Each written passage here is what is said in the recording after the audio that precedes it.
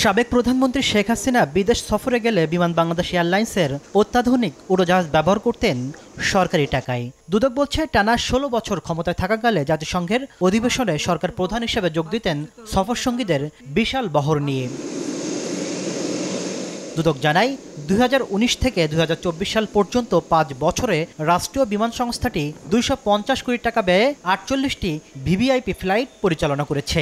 এসব সফরে শেখ হাসিনা ব্যয় করেছেন প্রায় ২০০ কোটি টাকা। প্রয়োজনের অতিরিক্ত জনবল নিয়ে বিদেশ ভ্রমণ, যেখানে নীতিমালা বহির্ভূত কিছু রয়েছে কিনা এবং সেখানে সরকারি অর্থের অপচয় হয়েছে কিনা, এই বিষয়গুলো যাচাইয়ের জন্যই প্রকাশ্য অনুসন্ধানের সিদ্ধান্ত গৃহীত হয়েছে।